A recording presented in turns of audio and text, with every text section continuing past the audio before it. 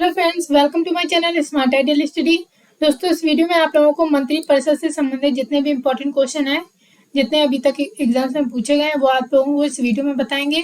ये सभी question previous year question हैं, जो कि आगे आने वाले हर एक एग्जाम के लिए इम्पोर्टेंट हैं। और लास्ट में इसमें 1 लाइनर क्वेश्चन भी है, तो आप लोग वीडियो को लास्ट तक जरूर देखिएगा। तो चलिए स्टार्ट करते हैं। पहला क्वेश्चन आप लोगों का, मंत्री परिषद की बैठकों की अध्यक्षता कौन करता है? तो मंत्री परिषद की जो बैठकें होती हैं उसकी अध्यक्षता कौन करता है? प्रधानमंत्री। मंत्री परिषद की बैठकों की अध्यक्षता प्रधानमंत्री द्वारा की जाती है, क्योंकि वही मंत्री परिषद का अध्यक्ष होता है। अगला प्रश्न आप लोगों का, भारत का प्रधानमंत्री बनने के लिए अपेक्षित न्यूनतम आयु क्या है? तो भारत का प्रधानमंत्री बनने के लिए अपेक्षित न्यूनतम आयु 25 वर्ष होती है। भारत का प्रधानमंत्री बनने के लिए उसका संसद के किसी सदन का सदस्य होना आवश्यक है। लोकसभा की सदस्यता के लिए न्यूनतम आयु 25 वर्ष और राज्यसभा की सदस्यता के लिए जो न्यूनतम आयु होती है वो 30 वर्ष होती है। अतः भारत के प्रधानमंत्री बनने के लिए अपेक्षित जो न्यूनतम आयु होती है वो कितनी होती है? 25 वर्ष। अगला प्रश्न आप लोगों का, योजना है, तो योजना आयोग का अध्यक्ष कौन होता है? प्रधानमंत्री। योजना आयोग एक संविधानेतर संस्था है, जिसका गठन 15 मार्च 1950 को एक कार्यपालिकी आदेश द्वारा किया गया। प्रधानमंत्री योजना आयोग का पदेनाध्यक्ष होता है। 1 जनवरी 2015 को भारत सरकार ने योजना आयोग के स्थान पर नीति आयोग के गठन की घोषणा की। तो इस आयोग का अध्यक्ष कौन होगा? प्रधानमंत्री। अगला प्रश्न आप लोगों का, भारत में अवशिष्ट शक्तियां किसमें निहित हैं? तो भारत में अवशिष्ट जो शक्तियां हैं वो केंद्र सरकार में निहित हैं। किसमें निहित है? केंद्र सरकार में। भारत में अवशिष्ट शक्तियां केंद्रीय सरकार में निहित की गई हैं। संविधान के अनुच्छेद 248 के अनुसार अवशिष्ट शक्तियां अर्थात ऐसे विषय पर जो संघ, राज्य या समवर्ती सूची में शामिल नहीं है, विधि बनाने की जो शक्ति है वो संघीय विधानमंडल में निहित होगी। अगला प्रश्न आप लोगों का, संसदीय प्रकार की सरकार में वह बराबर वालों में पहला होता है, वह कौन है? तो कौन होता है? प्रधानमंत्री। अगला प्रश्न आप लोगों का, किसने प्रधानमंत्री को समकक्षों में प्रथम कहा? तो ये किसने कहा है? मोर्ले ने। मोर्ले ने प्रधानमंत्री को समकक्षों में प्रथम कहा है। नेक्स्ट क्वेश्चन आप लोगों का, मंत्रिमंडलीय तानाशाही का विचार किसकी देन है? तो मंत्रिमंडलीय तानाशाही का जो विचार है ये म्यूर की। किसकी देन है? रैमसे म्यूर की।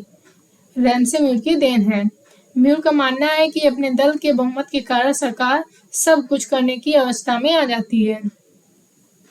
अगला प्रश्न आप लोगों का, किसने मंत्रिमंडलीय पद्धति को राज्य रूपी जहाज की स्टीयरिंग व्हील भी कहा है? तो ये भी किसने कहा है? रैमसे म्यूर ने कहा है। अगला प्रश्न आप लोगों का, भारत में प्रधानमंत्री तब तक अपने पद पर रहता है जब तक उसे प्राप्त है। तो प्रधानमंत्री जो है तब तक अपने पद पे रहता है जब तक उसे क्या प्राप्त है? लोकसभा में विश्वास। जो जब तक लोकसभा का विश्वास प्राप्त है तब तक वह प्रधानमंत्री रहता है। प्रधानमंत्री मंत्रिपरिषद का अध्यक्ष होता है तथा मंत्रिपरिषद संविधान के अनुच्छेद 75(3) के तहत लोकसभा के प्रति उत्तरदायी होती है। लोकसभा में मंत्रिपरिषद के विरुद्ध अविश्वास प्रस्ताव पारित होने पर प्रधानमंत्री सहित मंत्रिपरिषद को पद त्याग करना पड़ता है। अगला प्रश्न आप लोगों का, भारत के प्रधानमंत्री का कार्यकाल कितना होता है? तो जब तक उसे लोकसभा में बहुमत का समर्थन प्राप्त हो। अगला प्रश्न आप लोगों का, सरकारिया आयोग का गठन किस विषय पर रिपोर्ट देने के लिए किया गया था? तो किस विषय पर? केंद्र राज्य संबंध में। सरकारिया आयोग का जो गठन हुआ था 1983 में हुआ था। किसके लिए? केंद्र राज्य संबंधों के विचारों हेतु इसका किया गया था। और इसने जो अपनी रिपोर्ट पेश की थी वो 1988 में की थी। अगला प्रश्न आप लोगों का, भारत का प्रधानमंत्री निम्नलिखित किस प्रक्रिया से बनाया जाता है? तो ये किस प्रक्रिया से बनाया जाता है? नियुक्ति द्वारा।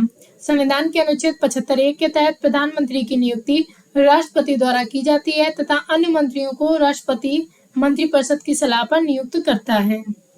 अगला प्रश्न आप लोगों का, निम्नलिखित में से कौन सा अनुच्छेद भारत के प्रधानमंत्री की नियुक्ति से संबंधित है?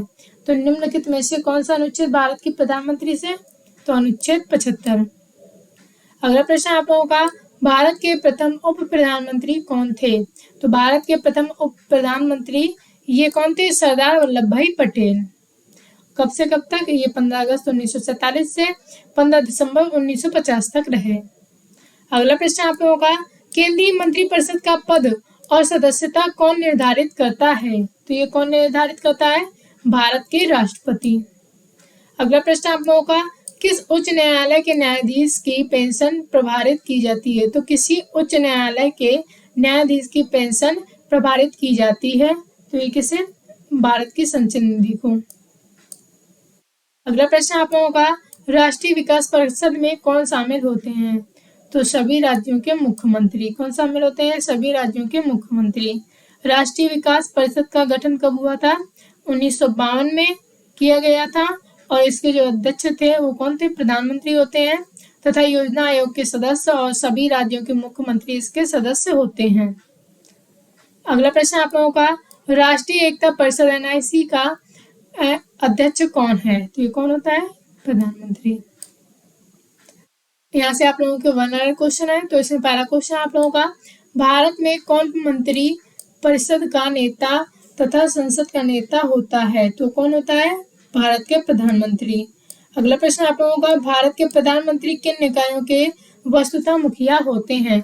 तो नीति आयोग, राष्ट्रीय एकता परिषद, भारतीय वन्यजीव बोर्ड के। अगला प्रश्न आप लोगों का, भारत राज्यों का संघ और संघ की कार्यकारी शक्तियां किसमें निहित हैं? तो संघ की कार्यकारी शक्तियां किसमें निहित हैं? ये किसमें है? प्रधानमंत्री में। किसमें निहित है? प्रधानमंत्री में। अगला प्रश्न आप लोगों का, किसकी सलाह पर राष्ट्रपति और दूसरे मंत्रियों को नियुक्त करता है? तो ये प्रधानमंत्री की सलाह पर राष्ट्रपति दूसरे मंत्रियों को नियुक्त करता है। अगला प्रश्न आप लोगों का, भारत में केंद्रीय मंत्रियों को गोपनीयता की शपथ किसके द्वारा दिलाई जाती है? तो भारत के राष्ट्रपति के द्वारा दिलाई जाती है। अगला प्रश्न आप लोगों का, लोकसभा के चुनाव के लिए पात्र होने के लिए न्यूनतम उम्र क्या है? तो कितनी है? 25 वर्ष। अगला क्वेश्चन आप लोगों का, भारत के प्रधानमंत्री के सेवानिवृत्त होने की उम्र क्या है? तो कोई सीमा नहीं है। अगला प्रश्न आप लोगों का, राष्ट्रपति मंत्रिपरिषद के सदस्य को कैसे बर्खास्त कर सकते हैं? तो प्रधानमंत्री की सिफारिश पर। किसकी सिफारिश पर? प्रधानमंत्री की सिफारिश पर।